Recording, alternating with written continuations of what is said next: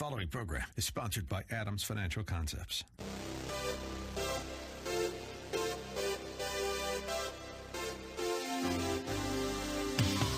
Welcome to About Money, a different approach to investing you won't hear anywhere else. Your host, Mike Adams, is a registered investment advisor and works with investment portfolios exceeding over $100,000 in net worth and has a proven track record of managing long-term investments, surpassing the markets in the long term. The information shared in the following program is for educational purposes only, and any investment advice given may not be suitable for all investors. And now, here's Mike. It is The Answer, and we're talking about money today. All day, we have a lot to cover. You know, technology is really changing today. It's exploding. There's a lot of opportunities. There's also a lot of pitfalls. We're going to be talking about that later in the program. So you got to hear what I have to say there. I have a great guest today. It's got an interesting story, a very interesting story. And you want to hear what he has to say? But I want to start by telling you a story. I want to tell you about somebody who got good grades in high school, but graduated at the bottom of his class in college. He was withdrawn, he was quiet, he was a daydreamer. He didn't really pay attention to his teachers, not in grade school, not in high school, not in college. In fact, he disagreed with them a lot of times. When teachers talked to him, one of his teachers told him he would never amount to anything. He was bad news. He was terrible news. He was bad in the classroom. He didn't pay attention. He seemed to drift all over the place. Another teacher who met with his father, and his father asked what he should think about in terms of a profession. And that teacher told his father it didn't matter what he chose as a profession. He was never going to succeed no matter what he did. You know, he got good grades in high school, and that meant that he got into college. But he didn't do so well in college, and his professors didn't like him at all. He questioned them, and he daydreamed all along. He had these daydreams. He had these daydreams all the time about what he called experimental daydreams and thought experiments. He was in college, and he had these thought experiments. He was thinking about lightning strikes, and he had these daydreams, these thought experiments about moving trains. And then he was imagining at one time, and several times, what about a blind beetle crawling on a curved branch? Can you imagine? Those were the kind of daydreams this guy had. He wanted to know, how did light move? You know, how, if light was indeed a wave, then a light beam would be stationary. So how did light really move? He had thought about devices that would identify the location of velocity of electrons. That's not the normal daydreams you think about as a person having, is it? But those were his kind of daydreams. And he didn't listen to his professors. He wasn't very astute in class. He didn't pay attention. In high school, he didn't do his homework. In college, I don't know that he did his homework there either. He graduated at the bottom of his class, and when it came time, and when he did graduate. He was 21 years old. And he decided what he really wanted to do was become a physics professor. He really wanted to be a physics professor. But none of the professors at his college wanted him as an assistant. No one wanted him as assistant. And none of his professors would write him any recommendations. He was going to have a very difficult time. He wrote every single physics professor in all of Europe. And now you know that he came from Europe, right? He wrote every single physics professor. Most never responded. And those that did respond rejected him. He couldn't get a job in physics at all. So what he ended up doing for 2 years was becoming a math tutor. And finally, after 2 years, he got a job as a clerk in the patent office. And he was reviewing patents. But at the same time, he continued to have these daydreams, these thought experiments. And when he was 26, he decided to write 4 papers and get the 4 papers published. Now, if he'd been at a college, those papers would have been peer-reviewed. The professors at the college, if they disagreed with what he was saying, would have rejected the papers. He may not have published those papers at all. If those professors had been around and he hadn't been nice to the professors in his papers, they would have rejected him as well. But instead, he worked for the patent office and he sent his papers in. All 4 of these publications. Those papers were significant breakthroughs. They would change how the world thought about space, how the world thought about time, how the world thought about mass, how the world thought about energy. He completely altered the scientific world's understanding. He did particle physics and overthrew classical physics, leading to quantum mechanics. And of course, now you know the rest of the story. Time magazine picked him as the most influential person of the 20th century. That person was Albert Einstein. That was his background. He was an outlier. He didn't get along with his professors. He didn't get along with authority. He was outside the main box. He didn't even have many friends or any friends. He was an outlier. The entire physics world believed certain theories, and he couldn't bring himself to believe them. His daydreams and thoughts were outside the norm. He couldn't conceptualize how 2 different theories could fit together. They didn't make sense. And so as he put together his thought theories, he began to imagine how things could really be. I identify with a lot of what was going on. I just completed a 5-part series on why financial planning doesn't work. The sad part is that maybe thousands, maybe more people had financial plans, and when they hit 2007, 2008, 2009, they were unable to fund children's educations. They were unable to retire when they wanted to, or if they were retired, they found out that they had to reduce their standard of living. Financial planning doesn't work, and it didn't work. But by and far, the huge majority of financial advisors really believe in the theories. They believe that you put the numbers into the computer spits them out, so it must be right. In 5 different cases, 5 different areas, financial planning didn't work. And it's not just the theoretical. It was actual. Actually, they didn't work. People don't like to hear bad news. Like the physics professors that push back on Einstein. People don't like to hear that information that's inconsistent with their opinions and conclusions. Daniel Kahneman, who got the Nobel Prize, wrote a book called Thinking Fast and Thinking Slow. And most people, he says, don't even spend the smallest amount of time to figure out when they do something wrong. They don't want to hear about what's wrong. They don't even want to know what's wrong. Even smart investors thought that Bernie Madoff and what he was doing, they should have known when quarter after quarter, month after month, the returns that came through were positive returns, very little volatility, and continually increased. Even very smart investors should have known that Bernie Madoff was doing something wrong. There were probably some who thought that Madoff was doing something wrong, but that he was going to be grabbed, and he was going to be the one that was actually making those returns and front-running or doing something that wasn't legal. But they thought that he was actually making money for them. They didn't think about a Ponzi scheme. That's people who are really smart. And there was even a professor that wrote a book on gullibility. And he was one of Madoff's investors. Talk about being gullible. He was there.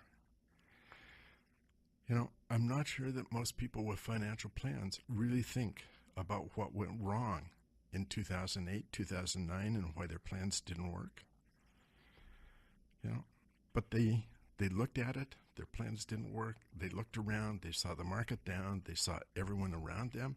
Their financial plans didn't work either.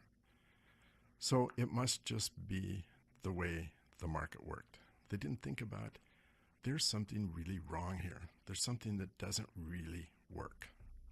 Instead, they avoided that decision to say, there's something wrong. We need to do something different. And that all leads me to something else that I was thinking about this week, and that's active and passive management. Big deal coming out of Europe and out of Asia about closet indexers. Oh, we're going to come back to that right after the commercial break, because we are coming to a commercial break. Don't go away. If you miss any of this program or any of the other programs, you'll find them on YouTube, or you can find podcasts on our website, adamsfinancialconcepts.com. You can find the blogs there. Like us on Facebook. Follow us on Twitter, About Money, both on Facebook and Twitter. You can also add me on LinkedIn. I'm there. So don't go away. We're coming to a commercial break. And right after the commercial break, we're coming back with the rest of the story. And you want to hear about my guest today. You want to hear about new technology. Be right back after the break. Don't go away.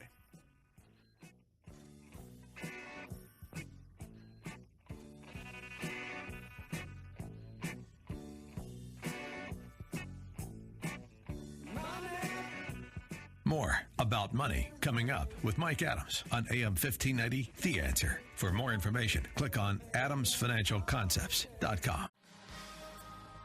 About Money continues. Remember the website, adamsfinancialconcepts.com. Here's Mike. So, I want to talk about mutual funds for a while. I don't do very many mutual funds. I do some mutual funds in 401ks that we do. I don't do mutual funds in individual accounts because I believe that you need to have the information if you're going to beat the market or try to beat the market. You have to have the information. You have to do the analysis. In mutual funds, you don't have that. You just have a fund and somebody else is doing all that work. So Eugene Fama shared the Nobel Prize in 2013 saying that fewer than 7% of professional money managers do as well as the market when you count their fees. That includes professional money managers. It includes mutual funds. And the question is kind of why. And I thought about that a while because there's been a lot of research done on fees and performance of mutual funds. And looking at it in a global perspective, people have found that the higher the fees, the worse the performance. But they don't really look at it in terms of the manager of the mutual fund. But there were a couple guys. Porter and Triss wrote a paper called Career Paths of Mutual Fund Managers, the Role of Merit. And the role of merit they're talking about is the reward mutual fund managers got for good performance. Lots of information on performance versus fees, but very little on focus of the managers. And they looked at the careers of managers, and they found out that mutual fund managers who had been managing a fund as a solo manager, 18.8% of those were gone after 1 year. They had 1 year, and within 1 year they were fired or terminated. They found another 19% were gone after 2 years, and another 17% after 3 years. So mutual fund managers who started and became solo managers of a mutual fund, over half were gone within 3 years. It's a pretty incredible number.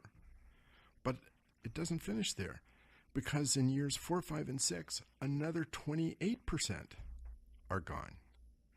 So if you look at it, over 3/4 of mutual fund managers don't survive 6 years. At the end of 6 years, 3/4 of mutual fund managers have been terminated. And if you look at 10 years, only 6.85% of managers are there. I come back to what Pharma found. Only 7% of money managers do as well as their benchmark over a 5 to 10 year period. He found the same thing. Same thing as these guys who were looking at mutual fund managers' careers. There's a pressure to perform. Every quarter, mutual funds produce a report that says this is how we did during the quarter. This is how the benchmark did during the quarter. And individual investors tend to switch. Actually, Dalbar's latest report shows that they're staying in mutual funds a longer time because they're only switching once every 4 years on the average. But even there, I believe that that's a distorted number because target date funds and 401ks are part of that. And target date fund investors are staying in a much longer time. But active money managers, mutual fund managers, are under a lot of performance pressure. If you don't make the numbers, you're gone.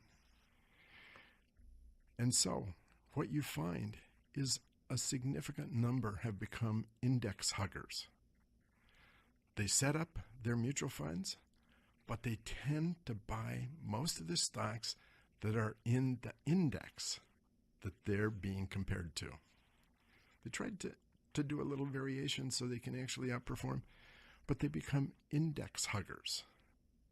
In Europe, in England, in Asia, there's a big controversy over index huggers because they're saying active fund managers who are really index huggers are misleading their investors. It's become a big thing in overseas. You don't hear much about it in the U.S., but there's a lot of mutual fund managers here who are index huggers as well. There's been some research done a couple years ago on it showing that a lot of fund managers are actually index huggers. Fundex did a study, and they looked at some 10,454 mutual funds and ETFs. Not a small amount, everyone they could find. And they looked at the funds that had lasted 25 years. And they found a total of 269. 269 funds that had lasted 25 years, that were still in existence after 25 years. A lot of funds had died. If you look at it, for example, year before last, Janus 20 was merged into Janus 40. The Janus International Fund was liquidated out. The Janus Fund itself was merged into Janus Research. Looked like a bad 2016 for Janus funds, or maybe that was 2017. Every year, there's funds that are merged into other funds or liquidated. Out of the last 25 years, only 269 funds have survived. R.W. Baird did a study. It's kind of old now, but I think it's still applicable. They looked at over 4,000 equity funds and found that 370 had actually outperformed their benchmark over a period of 10 years. Outperformed by an average of 1% per year. So if you took the total performance over 10 years, took the Standard & Poor's, for example, and those funds that compared themselves or used the Standard & Poor's 500 as a benchmark, they actually outperformed by an average of 1% per year. But what they found is that 100% underperformed for a long period of time. 100%, every single one. 85% underperformed for a period of 3 years. 57% were down at one time at least 10%, and 25% were down at least 15% or more. And 25% were down by over 5% for a period of 3 years. So when you think about that, when somebody is looking at their financial report, whether it be a financial advisor, whether it be a client, and they look at a fund that's underperformed, maybe it's underperformed for 3 years, it's underperformed for 3 years, or it's down 15% compared to the market, they decide to switch out just at the wrong time. I identify with all that. I see things go up and down. My accounts go up and down, and we've had some times. In 2007, we underperformed. In 2016, we underperformed. But you recover that in some of the following years. You know, Jason Zweig of the Wall Street Journal did an interview in 2014 with Charlie Munger, who was Warren Buffett's partner. And Charlie related the following story. He said, and I quote, "Everyone wants to be an investment manager, raise the maximum amount of money, trade like mad with one another, and then just scrape the fees off the top. I know one guy," Charlie said. "He's extremely smart and a very capable investor. I asked him, 'What returns do you tell your institutional clients you'll earn for them?' And he said 20%. And Charlie said, I couldn't believe it because he knows it's impossible. But he said, Charlie, if I gave them a lower number, they wouldn't give me any money to invest. You know, the reason I publish my returns, and you can find them on my website, you can see what my returns are. But you know what? I'm one of the very, very, very, very, very few who publishes my returns. Most financial advisors will tell you they do as well as the market, but they don't publish the returns. There's no way for you to verify that. Most firms, big and small, will tell financial advisors, and I worked for those big and small firms for 18 years, they will tell the financial advisor, sell the relationship, not the performance. Make them like you. Make them really like you, because they know what the real performance is. They may tell you 20%, but they know that it's a whole lot less. Actually, they may not know what they really do because they don't keep track of it. You know, that brings me to my guest today. Not that he has anything to do with investments, but he has a great story to tell. I do have to say, my guest today is Craig Kobayashi of Factimize, but before I introduce him, I have to say that I am on the board of directors of the company, that this is not a solicitation for investment, nor can you even invest in the company. It's not that at all. It's to tell you a story and to tell you what the company does, because I think it's something that is socially responsible and a lot of the future. So welcome to the program, Craig. Hi. So we're coming up to a commercial break, but let's start a little bit with your background. Tell us your background. Well, we've been in business now. No, I mean personal, before you get to the business. Oh. Tell us your background. You came out of law school. Well, I used to be a lawyer for many years, and I did business law, including both mergers and acquisitions and intellectual property transactions. And after a time, I thought, I would continue to do this. And in fact, today I still do some of that part-time. But I thought that there should be more to what I can do to be more socially responsible. And one of the things that I thought about and had thought about for some time was to start a business and be able to generate a product or a service that people would find of value, and so therefore that they would purchase it. And it only took about 18 years to figure out what that would be. We're going to come back to that in a minute and find out how I figured out after 18 years what it is, because it is very, very interesting. Don't go away. We're coming to commercial break. Right after the break, we're going to find out what he discovered after 18 years. Don't go away.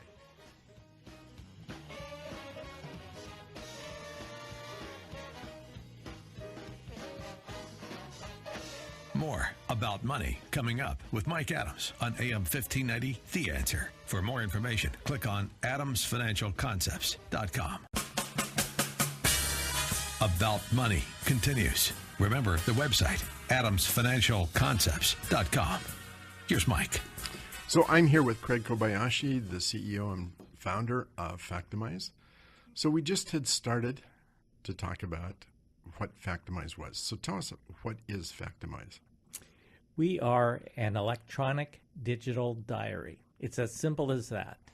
what we do is help our customers store and retrieve their electronic files, which include emails, text messages, documents like Word documents or Excel spreadsheets or anything that's electronic. It also can include pictures and voice and video recordings. So it collects all that information, but it does more than just collect the information. Yeah, we have two different features that enable our customers to be able to organize and then retrieve the data in a more useful way. So the first thing that we can do is assign or attach what we call an event date to each file. And that date is either exactly or approximately when that file was created. So, for instance, when we're looking at emails, we can look on the header of the email and determine what day it was sent and at what time it was sent. And we can add all that in. It just takes seconds for us to do that. And in some cases, we have that partially automated, so we don't even have to worry about it. And then the second thing that we can do is attach a label, or what people call tags, to each file. And we have, for our first launched service, we have identified a number of tags that correspond with people's personalities. And so we are looking at if there are any kind of patterns that we can ascertain from these personalities. And as a consequence of that, when we can actually display them in our patented, protected visual timeline, which shows all of these files, these electronic files, and shows them in chronological order over a long period of time. And we can organize them by the tags, which then shows patterns of behavior. And they also show events and behavior as well. I remember seeing that for the first time and seeing patterns developed where you could actually predict behavior going forward. Yeah, our premise is based on the work done by a person named Bill Eddy. Bill is out of San Diego, California, and he's the nation's leading expert on child custody cases where one or both parents have or suffer from a high conflict personality disorder. So that would include things like narcissism or borderline or antisocial personality disorders. And as a consequence of that, the parents end up fighting quite a bit and arguing about simple things that most parents can readily work out and easily work out. But because the parent or one of the parents suffered from this disease, they tend to not only argue a lot, but generate huge amounts of electronic data, such as I was saying, the emails and the text messages and so on. And courts, lawyers, psychologists, psychiatrists, and counselors just get tired of reading all this information, and they can't. And the parent who's on the receiving end of this becomes overwhelmed as a consequence. So no one can really see what's going on. Sometimes there's, thousands of pieces of data? Yeah, hundreds, usually hundreds and thousands of pieces if this has gone on for some time in a way that's unchecked. And very often, one or both parents are very successful people. Well, unfortunately, in today's society, the kinds of behavioral attributes that make people successful in the way that we measure it are the same kinds of behavioral attributes which are identified as narcissism or borderline or antisocial personality disorders. And it's unfortunate. Because when you're dealing with child custody, it's the children that really suffer from the whole thing. You're absolutely right about that. And what makes our mission so important to not only us, but every member of the team that works on these cases is that we're always looking out for the best interest of the child, who's the innocent victim in all this. And very often with people that are successful in their field, successful as we define success, usually they're very intense and competitive. And that comes out in these court battles too, correct? Unfortunately, yes. So, for instance, oftentimes people who are successful in business or even politics have a particular view about themselves and their point of view towards the rest of the world. And they tend to be arrogant, and they tend not to listen to other people. There are other kinds of attributes, like, for instance, people who are become very angry. They have these flash angers or these trigger sensitive tempers that go off. And so they display these moments of intense anger directed at the other parent. And that's a main attribute of borderline personality disorder. Or, unfortunately, you have oftentimes a lot of people who just cheat. They lie, and they do things that are either on the border of or really against the law, or at least against social norms. You named one of them earlier in the program, Bernie Madoff, who violated laws and lied to people and cheated. So that is an attribute of antisocial personality disorder. So those are the three things that we focus on with our service. And when you think about this, traditionally what happens is you give both parents before a judge, and the judge has an hour or 2 hours to make a decision, doesn't have all the documents and all the information that you provide, has just his own impression of the person, can get a very different impression. That's exactly right, except for one thing that you just said. You're much more generous giving an hour or two to these judges who only spend maybe 20 to 40 minutes per case because their caseload is so large. So they have to make snap judgments based upon their gut feeling for who the more credible witness is, who the more credible parent is. And unfortunately, these people who suffer from these kinds of personality disorders are also very charismatic, persuasive, and appear to be very, very believable because they have a certain unique ability to be able to change their story on the fly if they sense that something's going wrong. They can read people, and not only that, they can read things like facial expression, eye twitches, little ticks in people's faces or their mouths, and they can see that something is not right, and they can make seamless changes and create a completely different story that sounds connected to the prior representation, or in fact misrepresentation they were just making. And so what you really do is spell out the real condition of the parent who has the abnormal, not normal, I don't know. Yes. Well, we don't call it abnormal. What we're looking for are patterns of behavior, and if they happen to fall into one of those three categories, we identify that.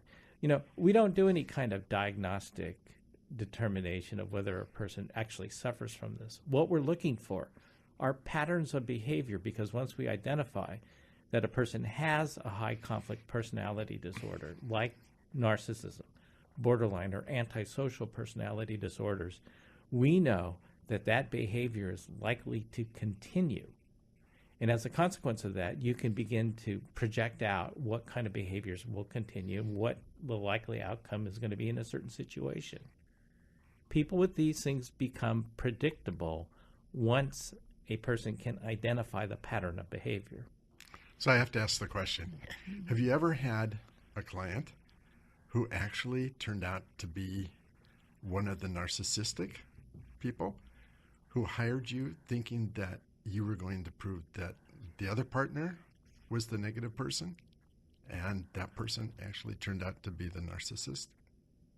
Well, the answer is yes, we have.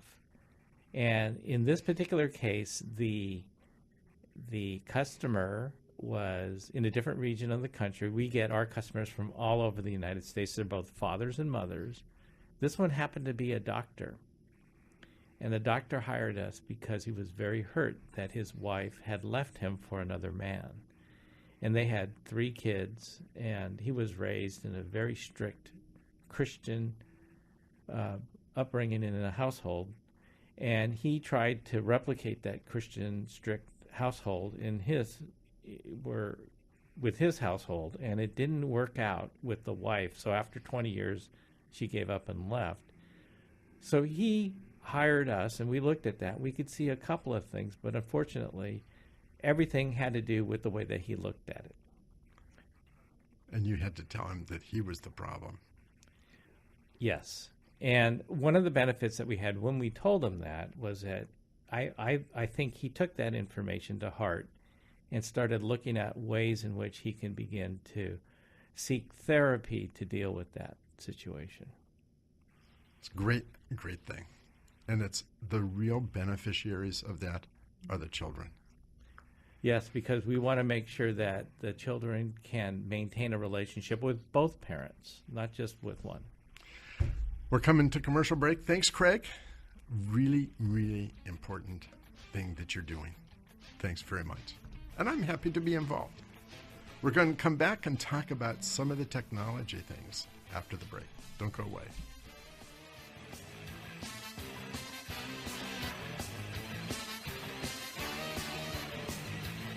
More about money coming up with Mike Adams on AM 1590, The Answer. For more information, click on adamsfinancialconcepts.com. About Money continues. Remember the website, adamsfinancialconcepts.com. Here's Mike. So before the break, I was talking to Craig Kobayashi of Factimize, and I do want you, the listener, to know one thing. How would somebody contact you, Craig? Or how would they contact Factimize if they thought they had something they should be talking to you about? Well, there are 2 ways in which you can do that. The first one is by looking at our website for this particular service, and it's called hcipatternviewer.com. All one word, hcipatternviewer.com. The other way that you can find out more information about it is by looking up Bill Eddy and the High Conflict Institute out of San Diego, California. That's highconflictinstitute.com. So tell us the website again. hcipatternviewer.com. And what does the HCI stand for? High Conflict Institute Pattern Viewer. Awesome. Thank you very much. So, if you know someone who's in a child custody or in a dispute, this is really valuable. I think it goes way beyond child custody. I think it goes to bullying. I think it goes to disputes that are high conflict disputes. I think you can use this pattern viewer for so many things. But anyway, do contact HCI, High Conflict Institute Pattern Viewer. Anyway, let me come back. One of the hottest topics around today is artificial intelligence. AI covers a huge range of industries. Several companies were interviewed and on this program have been involved with virtual reality, augmented reality, or large collections of data. There's huge amounts of discussions going about firms who are acquiring other firms. And The Economist did a big section on what all this means. Another paper was written called Artificial Intelligence and the Modern Productivity Paradigm by I'll get this wrong if I say it, but anyway, Brynjolfsson, Rock, and Syverson, published just at the end of last year. And they made a comparison between alternating current, which was developed in the 1800s, but by 1919, only half of U.S. factories had been electrified. They made a comparison with computers. We had computers in the 1960s, but by the 1990s, less than 5% of the value of business equipment was being spent on computers. There's a huge amount of information yet to flow out and a huge amount of technology yet to come. And the authors talked on this paper about the lag time. It takes time for things to happen. Reminded me as I was reading this paper, When I bought my computers for my business, I licensed in 1986. I bought a computer for the business. I had 100 megabytes of hard drive memory. I had 3 software programs, Word, Excel, and a database. I thought I'm fixed for the rest of my business career. I was shocked when I ran out of memory and I was told that I was out of memory. But if you look at software programs today and software companies, there's over 8,000 companies just in the Seattle area who are developing software programs. I thought when I had those 3, Word, Excel, and database, that I had reached the maximum of software programs that I would ever buy. Not true. We're just at the beginning of this. So as we talk about artificial intelligence, it's going to affect consumers, it's going to affect companies, it's going to affect workers. Predictions. One of the big things that's come out of artificial intelligence is how accurate predictions can be. They're more complete, they're more general. There was a time when businesses would do focus groups. They'd get together, a group of 15 or 20 people, talk about a product, talk about the advertising, and see how they did. They would do polls. Take a poll of 1,000 people to get their reaction. Today, they don't have to do that. You know, we're hearing a lot of publicity about Facebook. 2 billion users and their information has been farmed out to other companies. There was Target, the story about Target only a couple years ago. Target took their purchases and began to segregate purchases and predict behavior. And they found that when someone was pregnant, their buying patterns changed. And they began to market to those people who were pregnant. And one was a teen girl. She was in high school. And they began to send her information about pregnancy. Only her parents didn't know she was pregnant.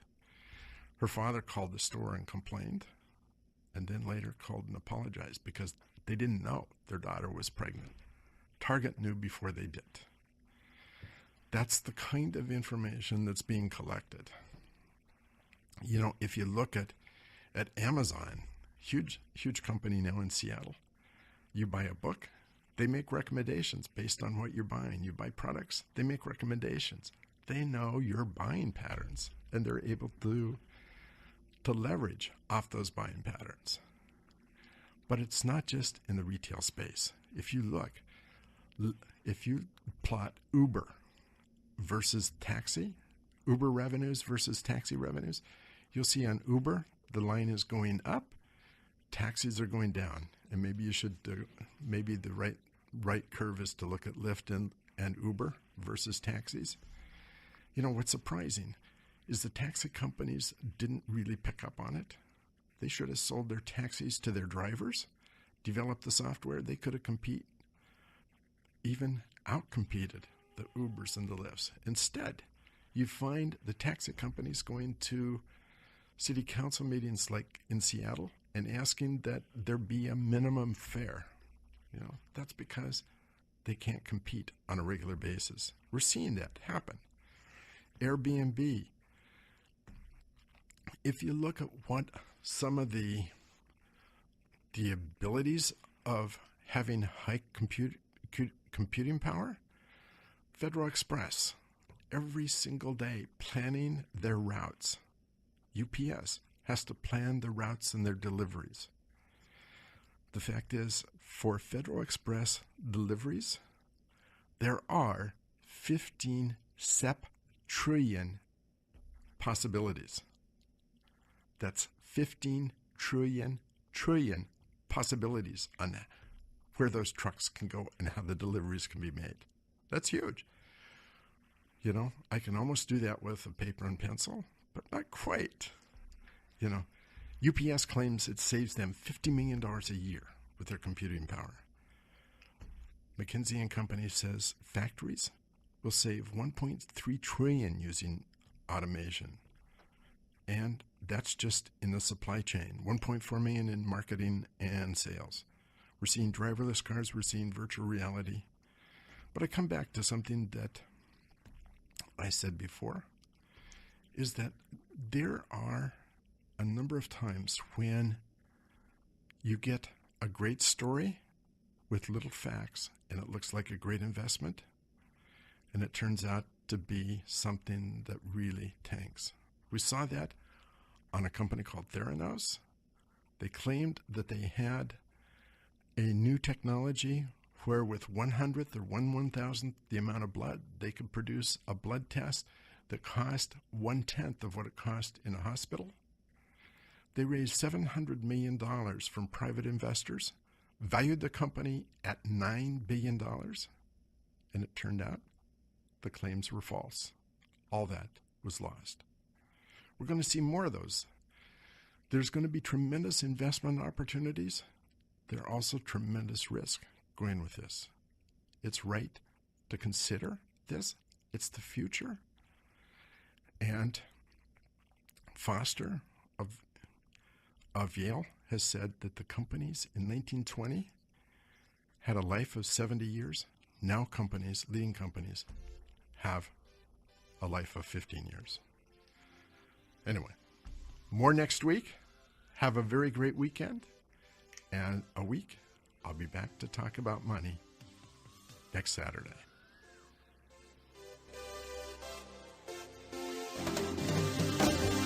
You've been listening to About Money with Mike Adams, a registered investment advisor. If you'd like more information about what you heard today, or about Mike's investment philosophy and strategy, or if you'd like Mike to evaluate your own portfolio, click on adamsfinancialconcepts.com.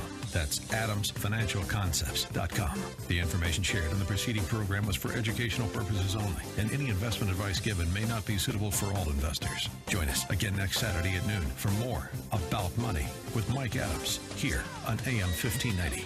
The Answer. The preceding program was sponsored by Adams Financial Concepts. The following program is sponsored by Adams Financial